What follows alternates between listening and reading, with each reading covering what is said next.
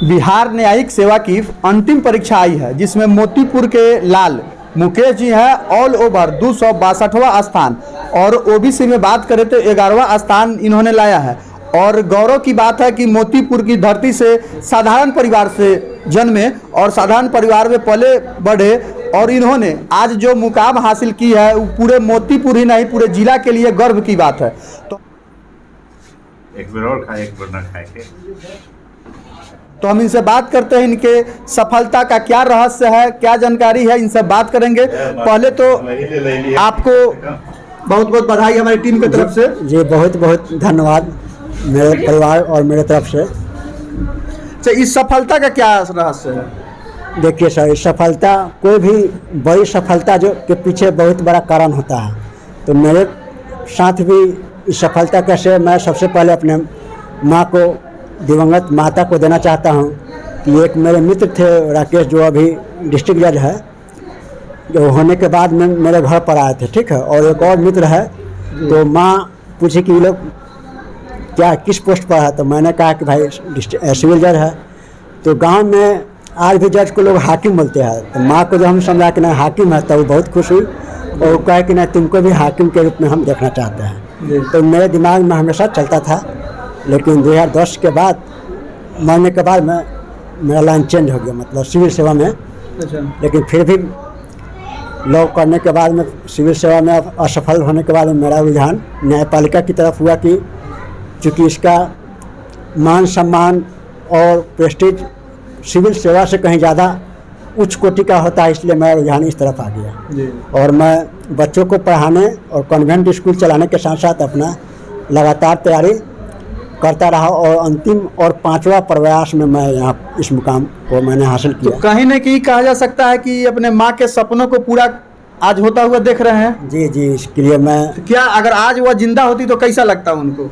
वो तो बहुत ही खुश होती, और जहाँ भी है वो बहुत खुश हो रही होगी। और इसके बाद मेरे सफलता के से मैं अपने संयुक्त परिवार को देना चाहता हूँ, क्योंकि आज के पश्चिमीकरण के दौर में परिवार में भाई बहन में बिछड़ा होते रहा है। तो 15 साल चूँकि किसी भी चीज़ के लिए कोई भी परिवार सपोर्ट नहीं मिल पाता, लेकिन मेरे पिताजी, भैया, भाभी, बड़ी बहन और कुछ मित्रों के द्वारा मेरा हमेशा उत्साहवर्धन किया गया। और विशेष करके भाई के द्वारा हमेशा आर्थिक परेशानी हमको नहीं होने दिया गया पढ़ाई के क्षेत्र में, सहयोग था। इस कारण से मैंने 15वें साल इस मुकाम को हासिल किया। तो तैयारी आप किस प्रकार से किए? शुरू में मैंने 2009-10 में कोचिंग किया था मुजफ्फरपुर में, जो हमारे अमित सर है। तो 10 आदमी का ग्रुप था जो वो भी तैयारी करते थे, परीक्षा देते थे हम लोग भी। मतलब हम लोग से सीनियर थे, तो उनको हम लोग गुरु मान करके तैयारी किए। कुमार अमित और कुमार आलोक जो हाजीपुर के रहने वाले हैं, वही आते थे सप्ताह में 3 दिन। उसके बाद में वो यहाँ से हाजीपुर शिफ्ट हो गया था। उसके बाद मैंने 2010-11 के बाद में सेल्फ स्टडी घर पर रह करके अपना तैयारी करना शुरू किया। और सेल्फ स्टडी के बाद में इस बार इंटरव्यू गाइडेंस के लिए मैं online coaching class Rahul IAS academy Delhi, उससे गाइडलाइन लिया। और कुछ जो सीनियर जज लोग हैं हमारे मित्र लोग, उनसे भी मॉक इंटरव्यू मोबाइल पर माध्यम से लिया। एक और कोचिंग संस्थान है टारगेट फॉर IQ, जो लॉ के लिए फेमस है, सत्येंद्र सिंह का, इलाहाबाद का और दिल्ली में चलता है। उनसे भी मैंने मेंस में थोड़ा गाइडलाइंस लिया मोबाइल के माध्यम, चूँकि लॉकडाउन का समय था। इस कारण से मैं उन लोगों का मोबाइल का हेल्प लिया। और कोशिश लॉकडाउन में मैंने कोशिश किया कि 10 से 12 घंटा बहुत सारे दोस्तों को, मतलब शादी ब्याह फंक्शन जाना आना मैंने सब छोड़ दिया। यहाँ तक कि मेरी दीदी के घर में भी देहांत हो गया था एक आदमी का, मतलब सास का, उसमें भी मैं नहीं जा पाया।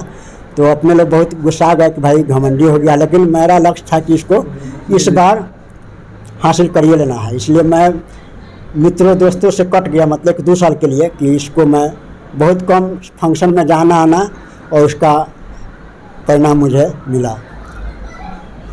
जो एक चीज़ और बताइए, जो सफलता मिली है, अन्य जो छात्र हैं जो लोग तैयारी कर रहे हैं, उनको क्या संदेश देना चाहते हैं?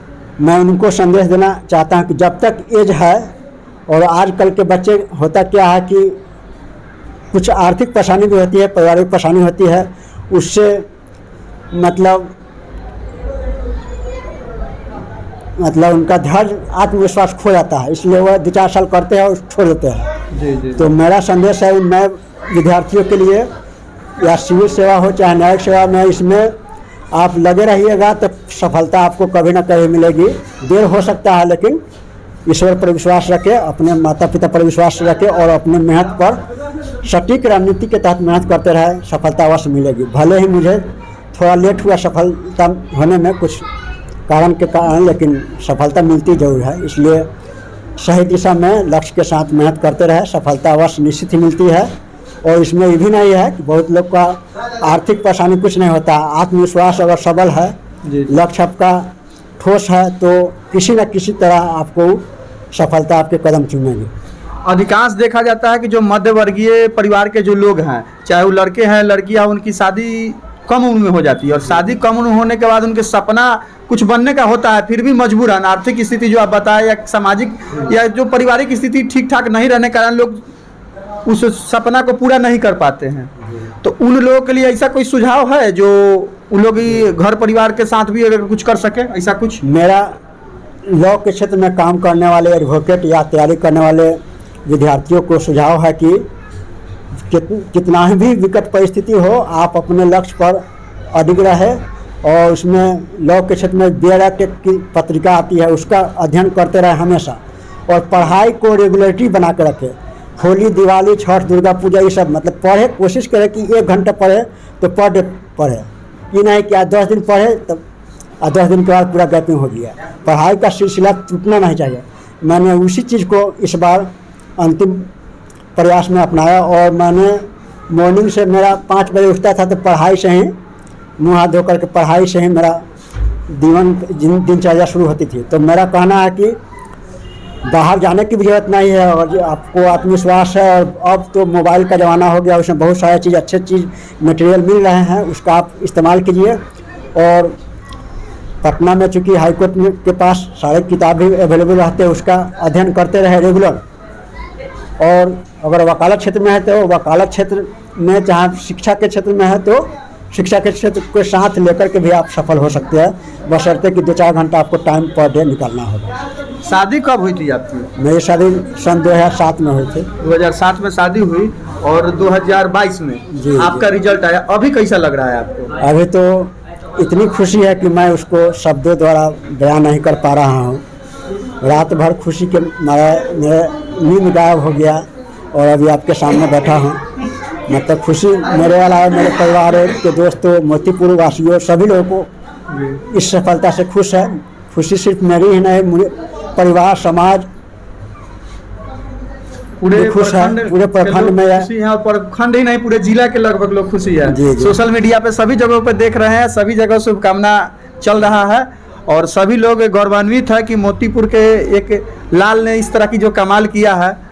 तो आपका जो पद पे अब तो जज बनिएगा, सिविल जज, उसके बाद आपका मोतीपुर के लिए क्या कुछ है, आगे का कुछ है जो अन्य जो? मोतीपुर का मेरा सुझाव है, मेरे एक मित्र है जो अभी डिस्ट्रिक्ट जज है, राकेश जी, और उमेश जी है जो सब इंस्पेक्टर है RPF। एक और मित्र है पटना के उमाशंकर नारायण जो छपरा में ADJ है।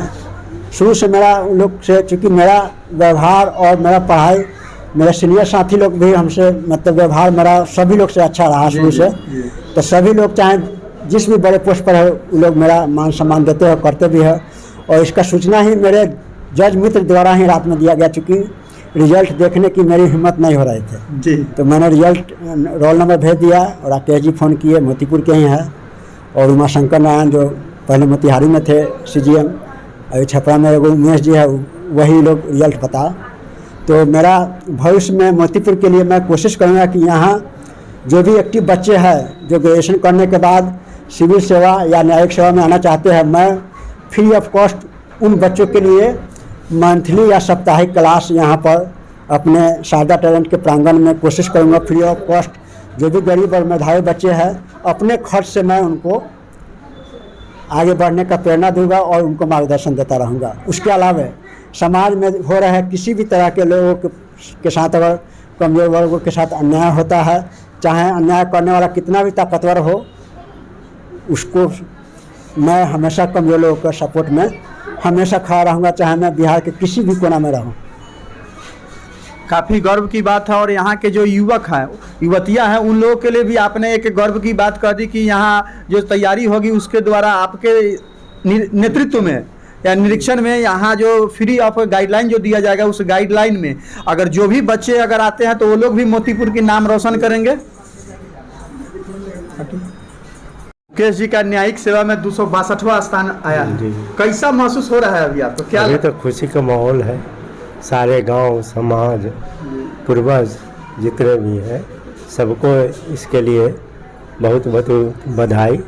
और दूसरी बात है कि मैंने जो अथक प्रयास किया फ्रॉम बिगनिंग, वह मेरी निजी सपनों को साकार करने में उन्होंने सफलता पाई।